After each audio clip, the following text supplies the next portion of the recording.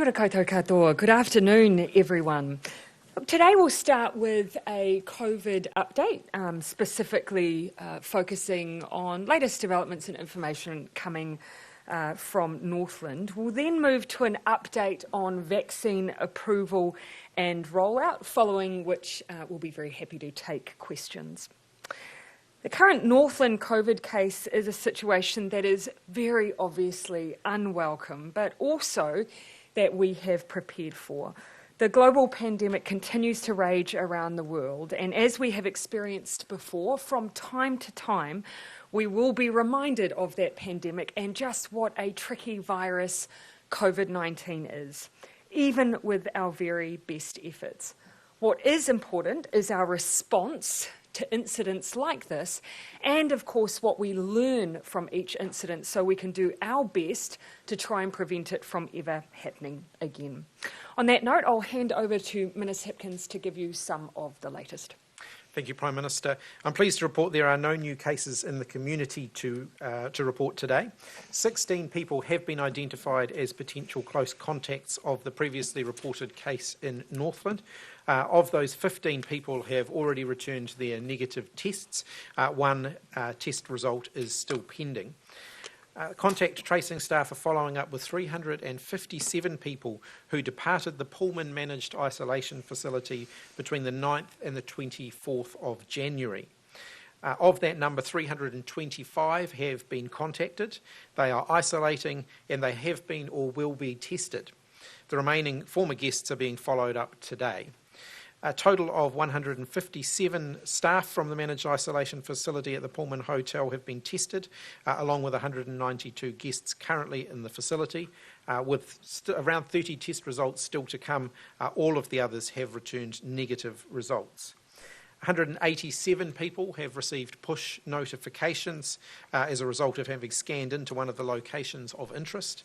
At this time, 154 people have been identified as casual plus contacts, either as a result of push notification or because of a conversation that they have had with Healthline as a result of media publicity. They are all isolating pending test results.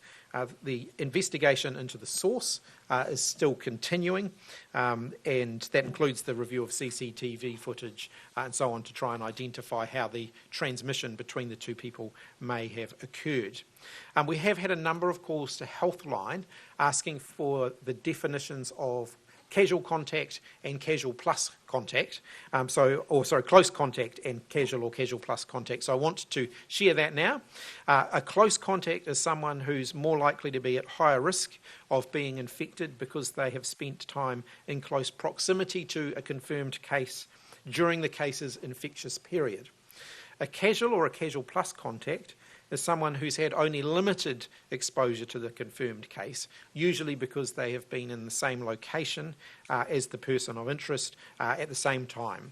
So that is the distinction. So the close contacts are the ones that we focus urgently on. Casual and casual plus contacts are much lower risk, but there's still some risk, so we do work hard to try and identify those and ensure that they are tested. I can confirm that yesterday more than 1,500 people were tested at community testing centres around the Northland region, and the Northland DHB informs us that on a testing per 1,000 basis, Māori were tested on far greater proportion than any other ethnicity during that time. We are experiencing delays in testing. I want to remind people, if you are not a close contact, a casual or casual plus contact, and you're not showing symptoms, please don't line up for testing because it's preventing the people who are more at risk and who we do need to get tested from being able to access those tests.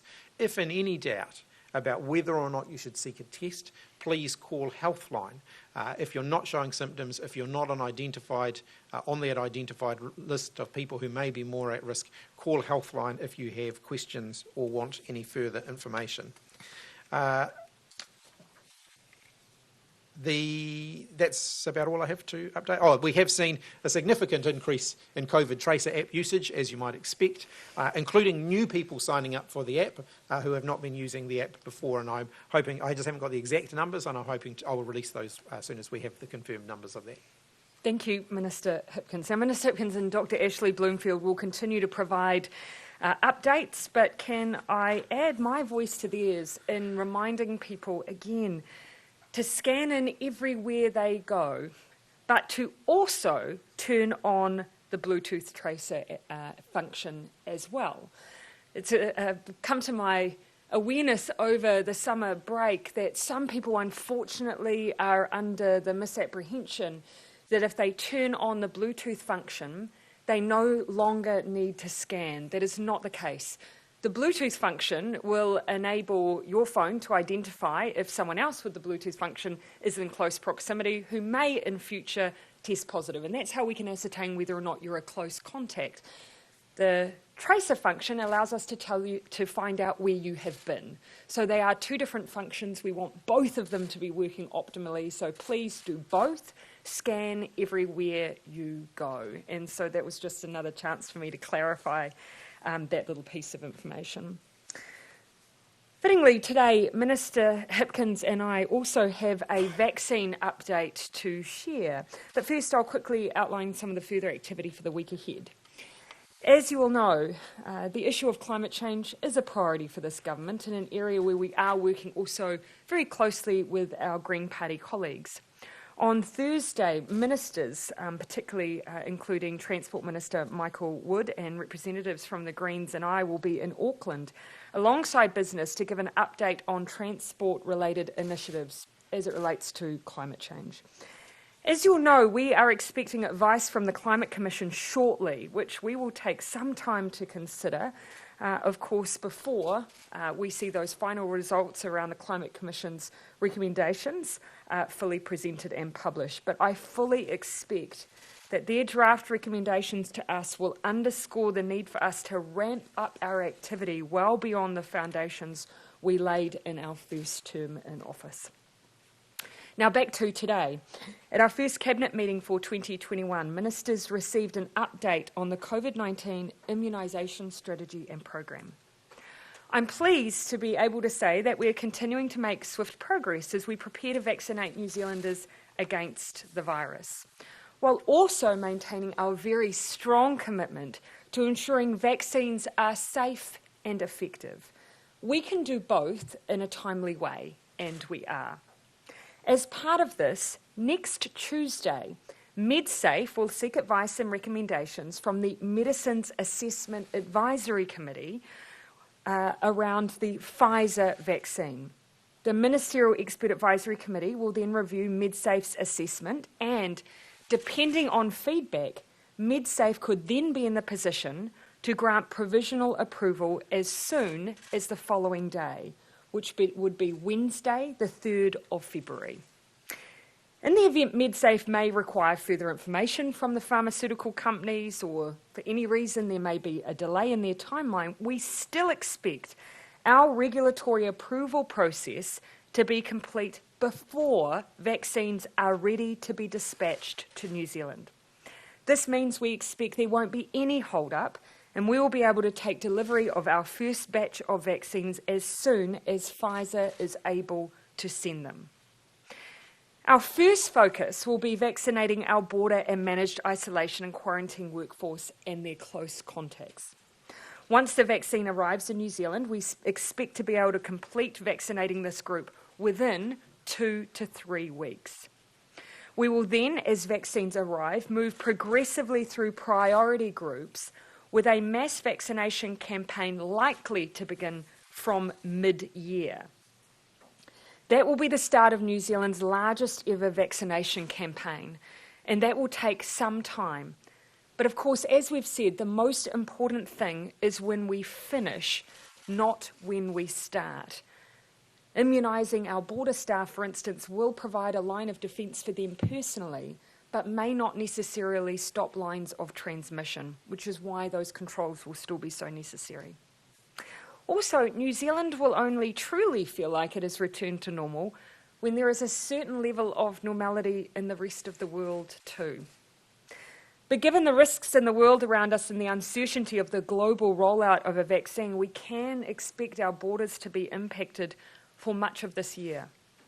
For travel to restart, we need one of two things.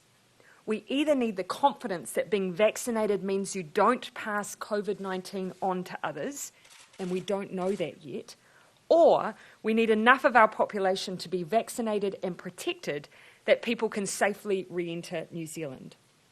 Both possibilities will take some time. In the meantime, we will continue to pursue travel bubbles with Australia and the Pacific, but the rest of the world simply poses too great a risk to our health and our economy to take the risk at this stage. Our team of 5 million worked too hard last year for us to risk any of the gains that we have made. Health gains that see us going about our daily lives pretty much as normal, and economic gains which saw the economy bounce back strongly from the initial shock. We need to remain unified. We showed last year how good we are at that, and that's exactly what we intend and need to do for 2021. Finally, before I take questions, I want to note the signing ceremony that is taking place virtually as I speak to make the China-New Zealand Free Trade Agreement upgrade official. I know Trade Minister Damien O'Connor is sharing more details about this, but I want to echo his sentiment that China remains one of our most important trading partners, and to share his acknowledgement of this modernisation of the free trade agreement we share. For this to take place during the global economic crisis brought about by COVID makes it particularly important. We're now happy to take questions. Jessica. Prime Minister, what was your reaction when Scott Morrison called last night, and how frustrating is it? Oh, I certainly expressed disappointment that that decision had been made. I conveyed the confidence that we have in our systems, but also just acknowledged that if we are to enter into a trans-Tasman bubble, we will need to be able to give people confidence that we won't see closures at the borders that happen with very short notice over incidents that we believe can be well managed domestically. You know, we're seeing the impacts of that decision on travellers. We need to have some confidence if we're in a trans-Tasman travel arrangement that we won't see decisions that necessarily impact people when it may not be necessary. He overreacted.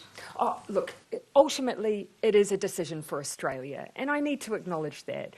But I certainly shared my view that this was a situation that was well under control, that we have had experiences in New Zealand with these situations in the past, and that actually, if we're going to run a trans-Tasman arrangement, we need to be able to manage situations like this.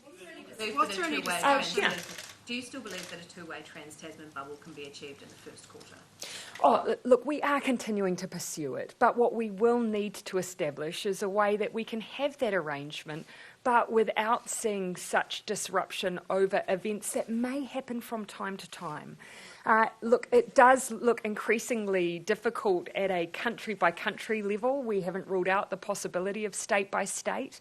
But again, I know many people will have been frustrated by the impact that has been had on their travel. Is New Zealand the biggest threat to opening that bubble? No, not at all. I mean, actually, you know, what we've demonstrated with the Cook Islands is an ability to progress these arrangements where, you know, on both sides you've got a pretty common approach to COVID. You know, one of the challenges is that not every state has the same approach as New Zealand.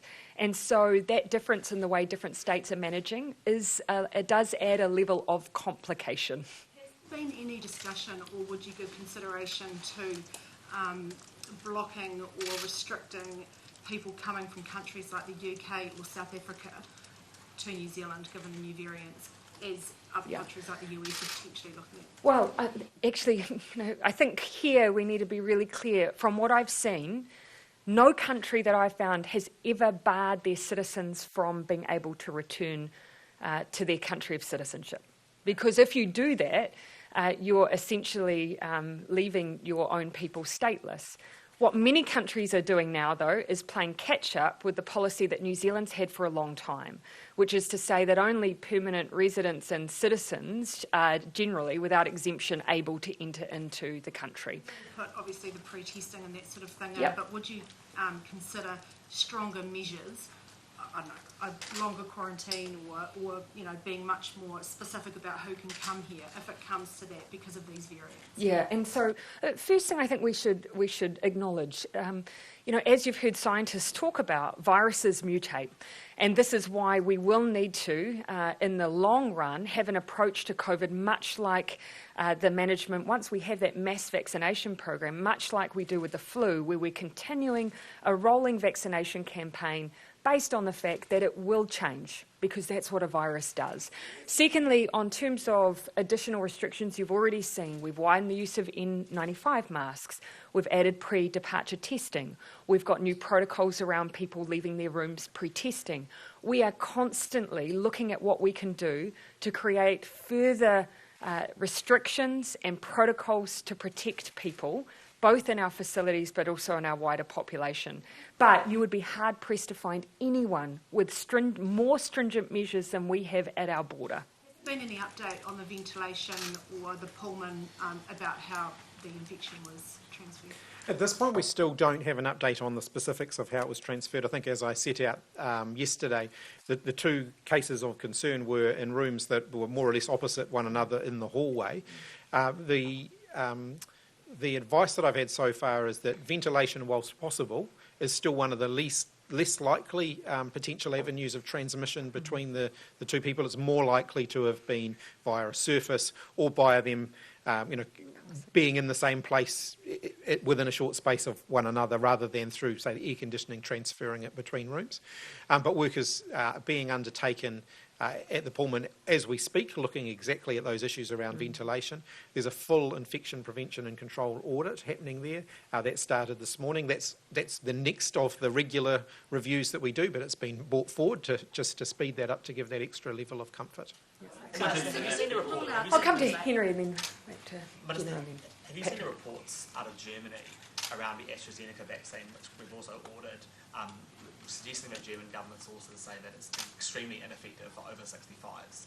And Look, do those worry you? If you've seen them? We've bought a portfolio of vaccines because, of course, all of these vaccines are new in their development. And at the time we were taking decisions around which vaccines to purchase, we made sure that we had a diversified portfolio, so that as the evidence base becomes more robust about which of the vaccines are more effective for which population groups, we will have options. Yeah. You're not negotiating a pre-purchase agreement for Moderna, that seems to be one of the more keeping in mind, vaccines. well, keeping in mind, Moderna is an mRNA vaccine. We were always looking to have a diverse portfolio, so that if we found there was, that one particular vaccine was more effective for certain population groups than others, that we had that range. Pfizer sits within that same category. So Pfizer fulfills that mRNA category of vaccine, and also, of course, has been often talked about as being a highly effective vaccine. Will you buy more Pfizer then, given you've only got enough Pfizer to cover? Keep in mind the COVAX facility is also another mechanism where we'll meet up to 50% of our population immunisation needs through that facility, and that will be on top of, and COVAX, of course, are negotiating directly with different pharmaceutical companies, so that may produce an additional options for us on top of what we already have. Sorry, Minister. Look, just bear in mind that our pre-purchase agreements are just that. They're pre-purchase agreements. We will have other options. Through COVAX, we've got other options. And even through our purchase agreement, we potentially have other options to add, extra shipments in as production ramps up and so on. So what we have announced is not necessarily the totality of what we will receive. Yeah. Yeah. The Australian government's been frustrated for a while, I think, by the fact that New Zealand is not letting Australians come to New Zealand on the same basis as New Zealanders can go to Australia at the moment.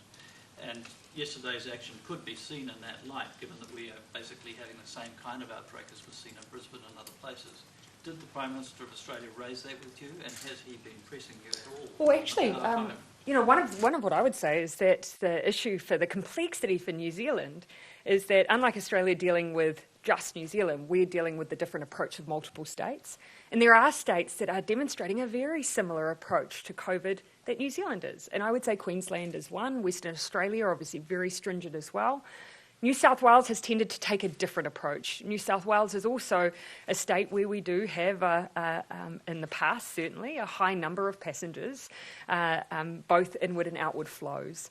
And so for us, it's really that scenario planning. How would the Trans-Tasman bubble be affected if you had an outbreak in one state where borders were not closed domestically, which still may lead to crossover between states coming then into New Zealand? So that's one of the considerations for us, and that has complicated things for us. We have, and I very openly will say, we have taken a conservative approach. And I stand by that decision. There's too much at risk. But we will keep pursuing whether or not, within our conservative approach, it's possible. In that, is there an option being considered more actively than, say, at the end of last year, to have a shorter period of quarantine for people coming from Australia? And secondly, why are we still putting people who are coming from Australia in the same quarantine hotels as people coming from other countries, who are clearly a greater source of risk? Yeah. So I'll let Minister Hipkins pick up on the second point, because there's a lot of difficult logistics that sit around that. Around shortened quarantine periods, you're right to point out that it is something that we considered given the risk profile of Australia. What you would still need to do, though, is if you were to do that, you'd have to have separate flights, and Australia is a transit route, so that's one additional factor. You would want to have separate facilities. And in amongst the conversation, we were already talking about whether or not we could move to a Trans-Tasman arrangement in its totality. So that overtook some of that other work. So speaking very frankly, we considered it. It looked like it was going to take quite a bit to arrange, and that we may be in the position of a Trans-Tasman bubble anyway. In terms of the overall allocation of space within our managed isolation facilities, I think one of the key risks that we have to manage here is that getting to New Zealand from anywhere in the world at the moment is a complex web of travel for anybody. Yeah. And it's a bit of a melting pot out there in terms of COVID-19, because you'll have any plane landing in New Zealand is likely to have passengers on it from a variety of different locations. We do try and keep people from the same plane in the same facilities as much as we can, but you know that's a complex exercise. So look, we're always looking at how we can refine that better, how we understand the risk of different flights coming in more, so that we can respond to that. But it's not cut and dried. There's no very simple answers here. The possibility of flights that are only from Australia aren't transit flights, will I think as the Prime Minister's indicated, you know, once we can get to sort of a greater distinction between green flights and red flights, the sooner we can do that, the better. There's still issues around the airport, making sure that we're treating green flights very differently to red flights at the airport, and in terms of the land side part of processing those passengers. We've been working with Auckland International Airport around that, so that at such time as we're ready to hit the go live button on our green flights, we will be able to completely separate them from the red flights. Have you received advice yet on whether it's wise to restrict the movements of returnees after that day 12 test? No, I haven't had that yet. On the Keeping in mind, on release, they are all given advice on what they need to keep an eye out for, keeping track of their movements, and so that really is drilled into people as well. So unlikely that you'll be, like, say, limiting someone. No, I don't want to preempt any advice, but I just wanted to make sure that people were aware that is part of their information pack on departure as well. Just back on the vaccine. Concerns, Oh, sorry, and then I'll come back to you, Gina. Do you have any concerns, Minister, about in MIQ or in the MIQ space reports that people will be put on buses, people from different flights, and then taken on these buses to exercise a space away from the MIQ hotel? So that intermixing of those. A lot of effort does go. I mean, I've looked at this at various points before. If people have a specific concern they want to raise about that, I'm very happy to look at it. People are distanced in the use of transportation whilst they're in MIQ. In some cases, it is a question of it's safer to put them on a bus distanced from other people. They wear masks. They're washing their hands. They're doing all of those things, and take them somewhere where there is more space, well ventilated exercise space, rather than trying to arrange something close. A lot of our managed isolation facilities, we have managed to find facilities where there might be, say, an unused car parking building, where we've been able to use that as exercise space, or those out closer to the airport do tend to have an outdoor area which we've been able to utilise. But there are a few where we just haven't been able to get an exercise regime that's close to where people are staying. I'll come to Gina and then Jessica. Can you rule out a delay to the vaccine rollout? Can I rule out a delay look, what I would say is you'll see that we've spoken in very general terms about our expectation of when we will receive our vaccine, because at this stage, pharmaceutical companies, a lot is changing for them. So what I can give you an absolute assurance around, New Zealand will have its house in order, so we will be ready to receive. but ultimately we will be in the hands of pharmaceutical companies' delivery timelines. Are we matching Australia, and are we a victim of our own success? No, so, look, I think that New Zealanders are grateful for the position we have, but there's no doubt that pharmaceutical companies will be looking at the relative position of countries like Australia and New Zealand relative to other places where people are dying every day in large numbers. And so, yes, that will have an effect. With New Zealand relative to Australia, though, I still have an expectation that we'll be on very similar timelines. So there's nothing to suggest at this stage we won't be. A few days difference in our regulatory approval process, but not by much, and not in such a way that will hold up delivery of vaccine. Jessica, and then I'll come to you.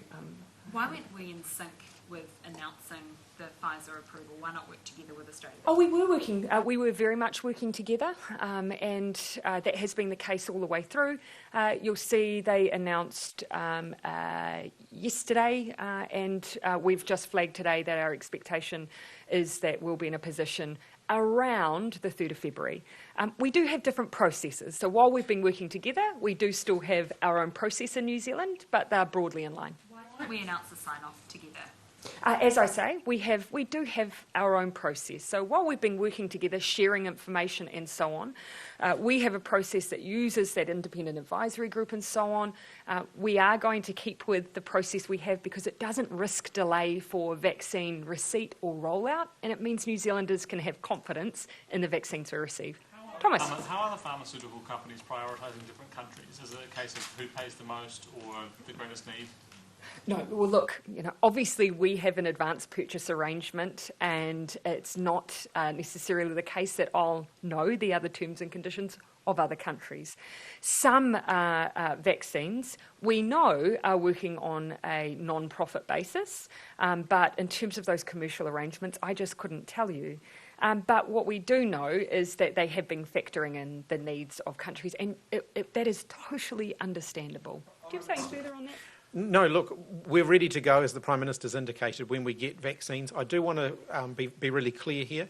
It's likely that we will get our early shipments in smaller numbers, and then that will ramp up as the year progresses. That works with our timetable, which is that we're going to be really focused on those higher risk people first. So our border workers, their close contacts, those who are involved in the testing process, for example. We are well geared up and ready to do that just as once the approvals have come through, just as soon as the vaccines arrive in the country, and then we will be looking to ramp up as the year progresses. Yeah, I'm going up to Waitangi. Yeah. What would need to change in the current situation with the Northland case for you to cancel those plans? Oh, look, there's been no change in our alert level system, and that's really the guidance that we put out to regions and the country about whether or not there may need to be any effect on large-scale events and gatherings. And so I just keep pointing people to that system. There's been no change. Ultimately, organisers will make their own decisions around how they'll operate, but we continue to just encourage everyone across New Zealand, keep scanning, keep washing your hands, get a test if you're sick. Audrey. Why do you keep saying that we're broadly in line with Australia when they are about a month ahead of us on their rollout of vaccines? And also, Minister, have you had any response from Pfizer yet on your request to have an early batch for the border workers? We're still in discussions with Pfizer about a delivery schedule for the vaccines that we have ordered in the first quarter. Those discussions are ongoing. They're useful, they're productive. I'm optimistic, but I'm not going to go out there, I think, as I've said before, and put a timetable on this until I'm absolutely certain of when I think we're going to get the delivery. What I'm saying is if our delivery came earlier than the timetable we've set out, then we will make sure we're ready to go earlier. I am expecting our first shipments of the Pfizer vaccine to arrive at broadly the same time as the first shipments that arrive in Australia. Yeah, so that's why we keep saying broadly in line. Australia has not received vaccine yet. New Zealand hasn't either. There's nothing to suggest, though, that we will be receiving them with great distance between receipt of those products. Morrison keeps saying they're going to start in February. He's changed his timeline a couple. There's quite a difference. We've said first quarter, and we haven't changed that. We haven't given specificity beyond that. because we want to know that when we share with New Zealanders an exact date, that we have confidence that that is when it will arrive. You will have seen multiple articles across Europe, across the UK and Italy in particular, around whether or not they're receiving vaccines at the rate that they expected. We don't want to give a date that changes. We want to have something specific that we know we can have some trust and confidence in. And so that's why we continue to speak in broad terms until we have something that we can give specifically. Audrey, though, what I'd say on us relative to Australia, I've seen no suggestion why we would receive it in any different timeline to them. So that's why we have that expectation. Have you had a call with Joe Biden, or scheduled a call with Joe Biden since his inauguration? No, nor have I sought one. We had a good conversation pre-his inauguration. The offer was made for ongoing contact between our officials, particularly on COVID, where we could share information or ideas or anything around research and evidence that may be of use with one another.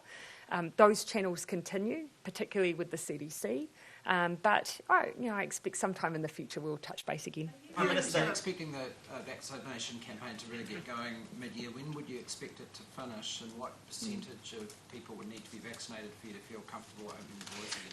We've talked about a mass vaccination campaign likely starting around mid-year, but there will be vaccinations obviously from the moment they arrive on a rolling basis based on when we receive and then dispatched against those priority groups. But we talk about mass vaccination from mid-year. In terms of when it will finish, some of that will come down to the delivery date and when we receive vaccine, and some of it, of course, will come down to the willingness of New Zealanders to be a part of that, what will be the largest vaccination campaign in New Zealand's history. So we need to do it together. And so our success will be dependent on New Zealanders banding together to participate in that rollout. In terms of how many need to be vaccinated, that depends on the efficacy of the vaccines. Some of that information we're still receiving, but if you take Pfizer as an example, roughly 90% they're saying they believe effective. So that would mean, you can do the maths, if you need to have roughly herd immunity around the 60-70% mark, you then make a calculation based on how effective the vaccine is as to how many need to be vaccinated. Are you willing to move on the legal loophole that is allowing waste companies to illegally dump waste into our water systems, other than the Three Waters changes? Oh, look, no one thinks it's acceptable if companies are openly and willingly degrading our waterways. That's not okay. And so I think the point that Minister Mahuta was making was that when people were saying councils weren't doing enough, she was pointing out that there are other mechanisms we're using to get a water regulator in place to help resolve some of those underlying issues. We should exactly... Relatively straightforward, as I understand it, legal... If I could just finish though, Jane. Sure. No one was suggesting we need to wait for that time in order for activity. So I've just been speaking with the team about getting a bit more information about what options exist in the meantime, because no one wants to see our waterways openly being degraded. Putting those companies on notice in terms of the moral obligation, but also potential legal channels coming down the line. They should know that I'm looking at what the options are. But actually, I think New Zealand would put anyone on notice. It's 2021. Everyone knows the importance of our shared collective resource of our waterways. We are doing everything we can alongside, our primary producers, our councils, those in urban environments to do their bit. Everyone needs to do their bit, though.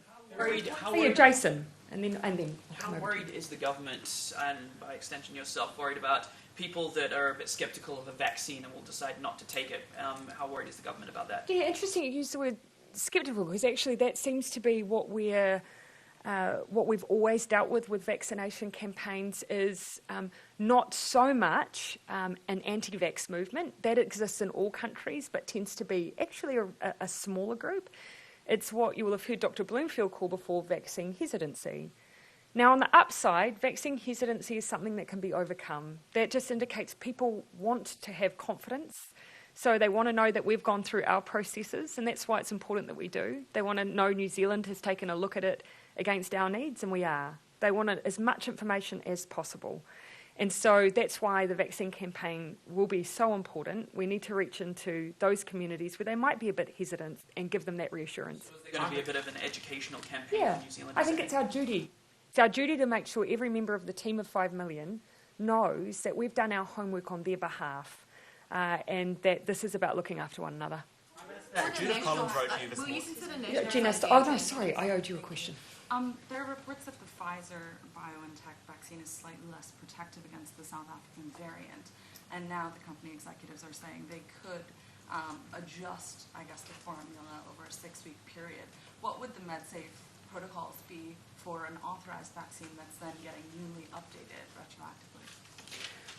A couple of answers on that. Look, I won't get into, the Minister may, but I won't get into too much detail about what we're seeing around efficacy against different variants. Every scientist or health advisor I've asked have said it is very early days to make too many assumptions around what impact variants may have. The point they keep making, though, is we fully expected variants. That is why you see, for instance, with the flu, ongoing vaccination campaigns and ongoing development of vaccines. So that will be part of what we then adapt to around COVID. Vaccines will continue to develop. They will continue to make sure that they are responding to what we see the virus doing over time. And so that's why this will be the first vaccination campaign against a rolling campaign to keep everyone safe. The update, in approving any sort of update that the pharmaceutical companies are doing, does it go back to zero with MedSafe? You're making an assumption, though, and this is what I'm saying, it's too early to say. We've been given the advice to us, it is too early to say to simply that vaccine is ineffective in this regard. So that I'm not sure that's a conclusion that anyone's made yet. Look, I think, as the Prime Minister's just pointed out, the flu vaccine, which arrives in the country every year, often different shipments of the flu jab will be updated from the previous one based on development abroad and developments abroad, and we have processes that adapt and respond to that. Yeah. Judith Collins wrote idea of... Gina, and then I'll come to Henry. Kind of the same question. Will you consider National's idea of introducing emergency legislation similar to that used post-Christchurch to deal with the housing crisis? I think the point that's being made is what can we learn from Christchurch? And there, particularly, some of the work that was done around land supply was one of those critical learnings that we've picked up on. That is why we already put in place that significant national policy statement which says to all councils across New Zealand, you have to free up land supply to make sure we have enough housing for our population. And so we've already moved on that. That was in direct response to the learnings we had out of things like Christchurch. Otherwise, there are elements of the letter I have to say I disagree with.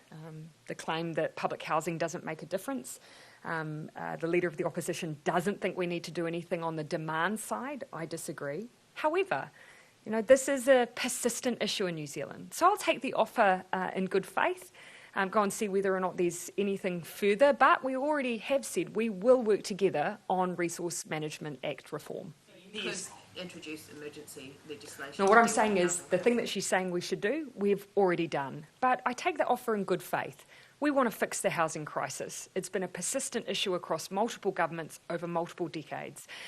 If there are any extra silver bullets that are being suggested here we haven't already picked up on, I'll engage in good faith. But I'm very pleased for the offer to work on the RMA. So the NPS doesn't go into full effect until 2024. Actually, correct you there, Henry, the first blush of that, the expectation is that full stocktake in July. Is not going to happen until at least the release of land supply stocktake is July.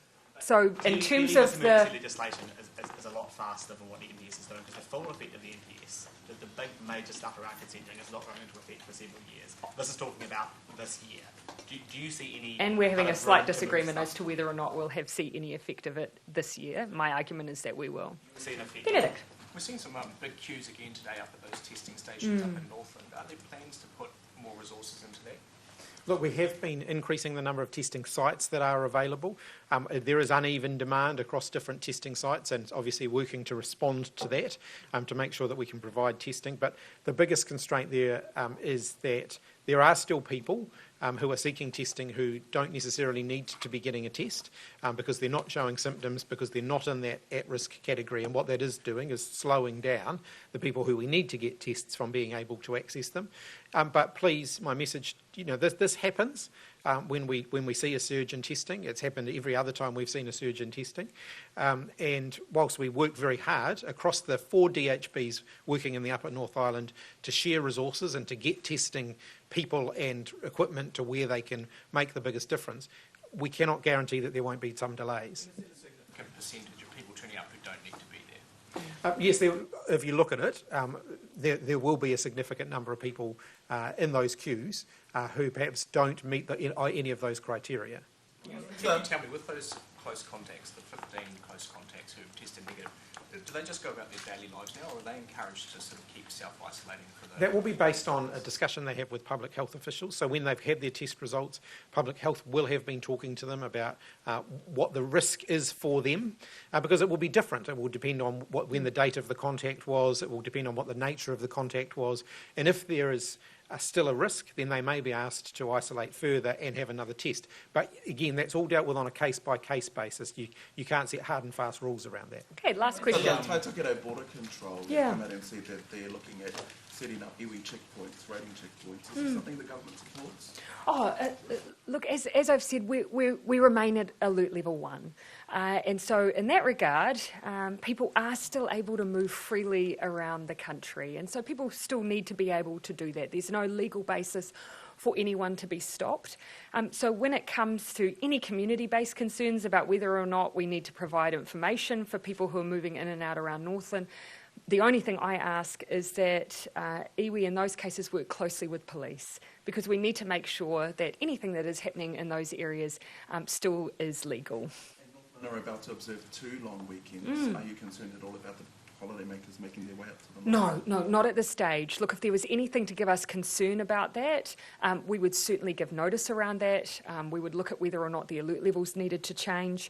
Nothing at this stage leads us to believe that we need to do that. So we continue to provide any advice that any organisers of major events in Northland might need, but at this stage, none of our general advice has changed. Just wash your hands, record everywhere that you're going, and definitely stay home if you're sick and get a test. So that was meant to be my last question. No, I'm gonna stick with it, as I mean to continue for the rest of the year.